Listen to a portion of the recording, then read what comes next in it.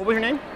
Marilyn Mays. Marilyn Mays. Yeah. StevenCrowder, nice to meet you. Nice to meet you, Steven. So I just want to make sure that, just to recap here, I said I believe the United States is still the greatest country in the world, superior to all other countries, in my opinion.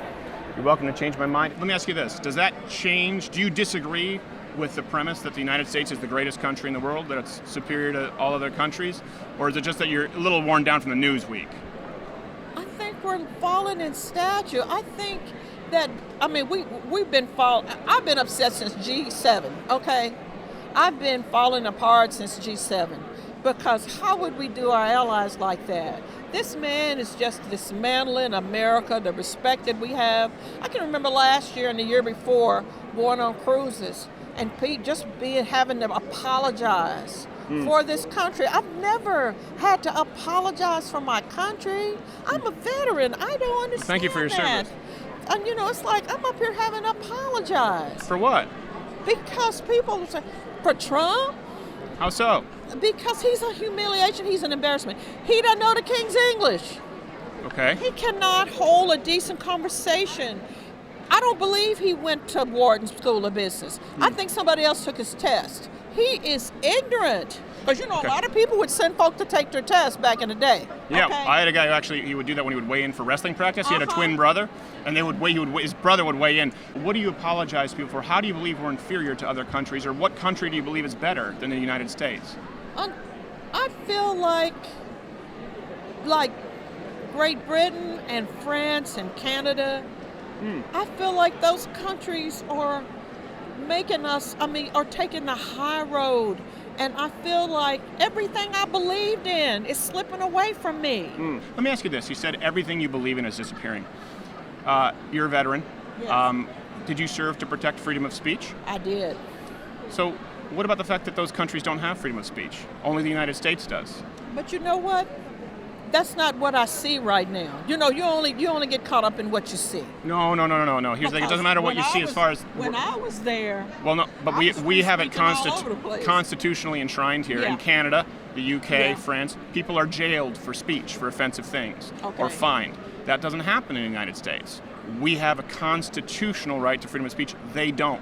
So wouldn't you say that the United States, certainly as a veteran, if you were serving to protect freedom of speech, is superior to those countries, if only because we're the only country with freedom of speech? But why I'm so distraught, it looks like we're getting ready to lose it. Anyway, he's playing footsie with Kim and Putin and, applauding Kim for wiping out 3 generals the day before he came and, his people sit up. When I see that, I get nervous because it looks like if nobody puts that dude in check, we're going to lose everything. And I'm just sad. I think that's really objective reality. Freedom of speech is actually not being eroded here like it is. No, not unless the Democrats would have their way. They support hate speech laws. Republicans are the ones who've defended against it. On campus, they're the ones banning points of view. I can't tell, because the kind of... Well, you might need to put some conservative sites in your bookmark so you can read both sides, because I'm an ardent defender of freedom of speech. And as a matter of fact, I've had people who try to silence me, people here I feel like we've had a good conversation. Yeah. People here at this very convention who threatened to firebomb me, slash my tires, just for me speaking up. Because they're liberals.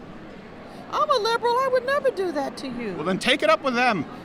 I would never do that to you. Well, thank you very much. Yeah, See, we're more closer friends than me and them. Yeah. I feel like everybody has a right to say what they want to say, but it's like when you start being offensive and hurting people, that's when I start getting nervous. But it's still protected. That's still protected. Just not in the countries you mentioned. It's still protected. So I'm just sad. Well, I'm sorry. Well, thank you for taking. Hey, you want a hug? You want a hug for I us? do. I want a Republican hug. A Republican. An Uncle Sam hug. Well, thank you so much for taking the. I'm gonna speak well of you. Me, that's okay. Hey, listen, I get it. There are a lot of Republicans who are jerks, but I appreciate you taking the time. But you're a good Republican.